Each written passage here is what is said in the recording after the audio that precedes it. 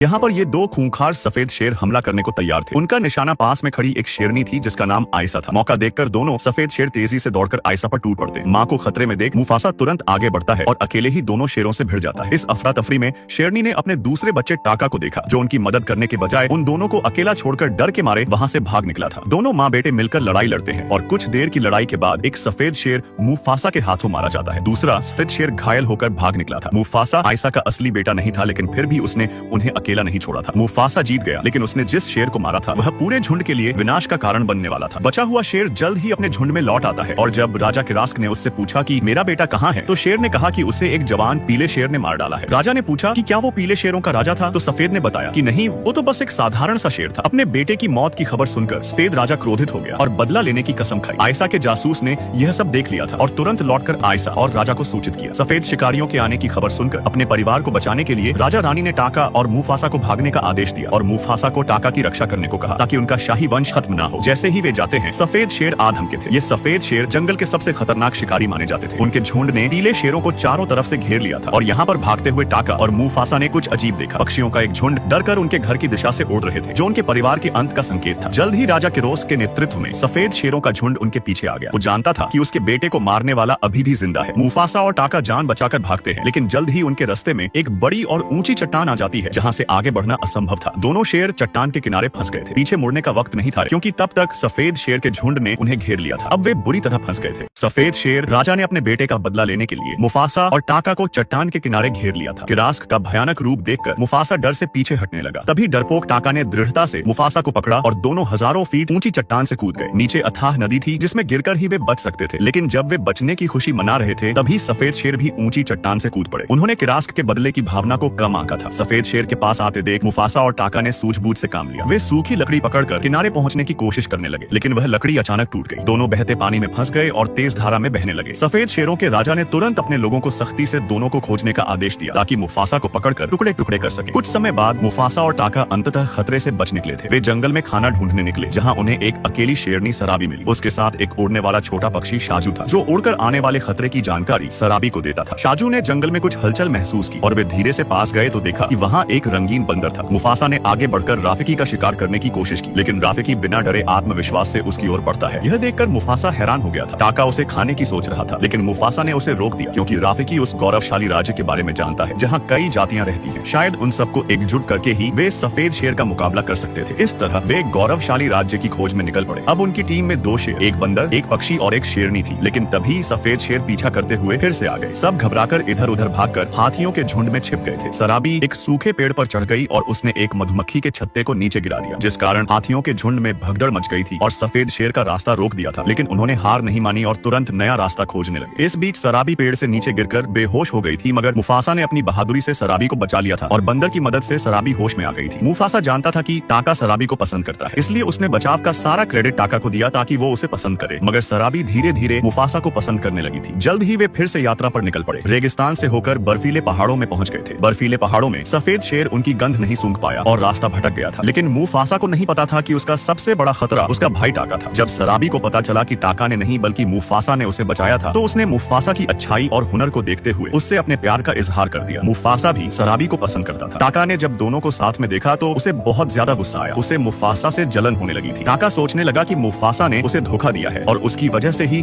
उसका परिवार खत्म हुआ था। इसलिए टाका ने सफेद शेर को ढूंढकर उसे हाथ मिला लिया ताकि वे मुफासा को मार दे और सराबी उसकी हो जाए। दोनों ने समझौता किया, जिसके बाद टाका तुरंत अपने दल में लौट आता है और रास्ते में चुपके से निशान छोड़ता जाता है। कई दिनों की कठिन यात्रा के बाद वे आखिरकार गौरवशाली राज्य में पहुंचे। यह एक हरी भरी घाटी थी, जैसे स्वर्ग का कोई टुकड़ा हो। यहाँ सभी प्रजातियां शांति से रहती थी, जो इस भूमि की सुरक्षा और समृद्धि बनाए रखती थी। लेकिन मुफासा के दल का आगमन इस शांतिपूर्ण भूमि में खतरे का बीज बो देगा, क्योंकि सफेद शेर का झुंड भी टाका के संकेतों का पीछा करते हुए यहाँ पहुंच गया था। इस शांत और समृद्ध भूमि पर अब एक खतरनाक तूफान आने वाला था।